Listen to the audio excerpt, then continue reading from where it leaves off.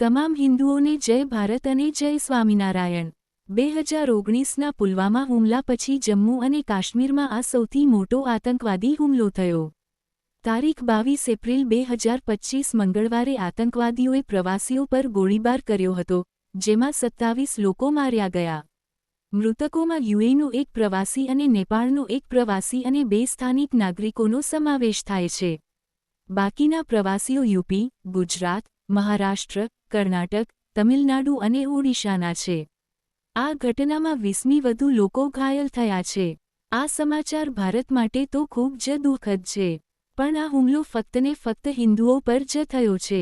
આ ઘટનામાં જે મૃત્યુ પામ્યા એ તમામ હિન્દુઓ જ હતા, અને જે આ ઘટનાના સાક્ષી છે એ લોકોએ પણ કીધું કે પૂછીને માર્યા છે કે શું તમે હિન્દુ છો, એમ પૂછીને માર્યા છે। આ આતંકી હુમલા પર દેશ વિદેશોના મોટા નેતાઓ અને વ્યક્તિઓ આ ઘટનાની નિંદા કરી રહ્યા છે। આ હુમલા દરમિયાન પીએમ મોદી સાઉદી અરેબિયાના પ્રવાસે હતા। એ પ્રવાસ અધૂરો મૂકીને પીએમ મોદી ભારત પાછા પધાર્યા હતા અને પૂરા પાકિસ્તાન ઉપર એક્શન લેવાનું ચાલુ કરી દીધું છે। આરએસએસ, બજરંગ દળ, વિશ્વ હિન્દુ પરિષદ તેમજ અન્ય હિન્દુ સંગઠનો અને હિન્દુ ધાર્મિક સંસ્થાઓ આ આતંકી હુમલાનો વિરોધ કરી રહ્યા છે। ત્યારે વિશ્વ લેવલની બીએપીએસ સ્વામિનારાયણ હિન્દુ સંસ્થાએ જમ્મુ અને કાશ્મીરના પહેલગામમાં થયેલા ક્રૂર આતંકવાદી હુમલાની નિંદા કરી। પરમ પૂજ્ય મહંત સ્વામી મહારાજ અને વિશ્વભરના બીએપીએસ મંદિરોમાં સંતો અને હરિભક્તો દ્વારા નિર્દોષ પીડિતો અને તેમના પરિવારો માટે અને ઘાયલોના સ્વસ્થ થવા માટે પ્રાર્થના કરી।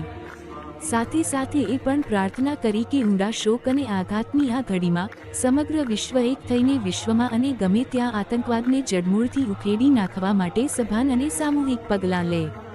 વિશ્વ વંદનીય પરમ પૂજ્ય પ્રમુખ સ્વામી મહારાજના પવિત્ર પ્રાગટ્ય સ્થાન ચાણસદ ખાતે પહેલગામે થયેલ આતંકી હુમલામાં અકાલીન મૃત્યુ પામેલા લોકોના આત્માને શાંતિ મળે તે માટે પ્રાર્થના અને શ્રદ્ધાંજલિ અને તેમના પરિવારજનો પર આવી પડેલા અચાનક આફતને સહન કરી શકે અને વિશ્વમાં આતંકવાદનો નાશ થાય તે માટે પ્રાર્થના કરવામાં આવી હતી।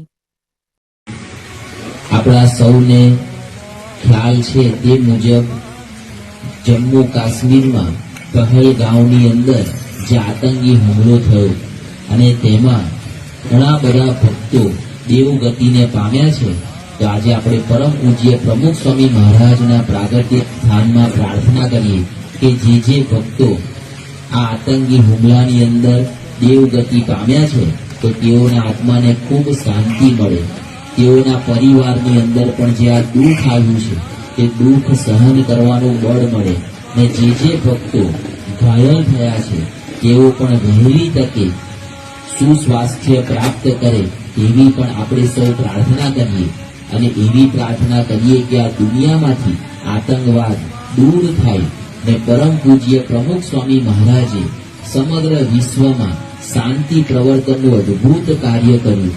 તેઓનું બાળપણનું નામ પણ શાંતિલાલ હતું। તો આપણે સૌ પણ પ્રાર્થના કરીએ કે પ્રમુખ સ્વામી મહારાજે પોતાના જીવનકાળ દરમિયાન જે શાંતિ પ્રવર્તનનું અદ્ભુત કાર્ય કર્યું છે તો સમગ્ર વિશ્વમાંથી આતંકવાદ દૂર થાય અને શાંતિ પ્રવર્તે તે માટે આપણે સૌ સ્વામિનારાયણ મહામંત્રના ધૂન ગાનમાં જોડાઈએ।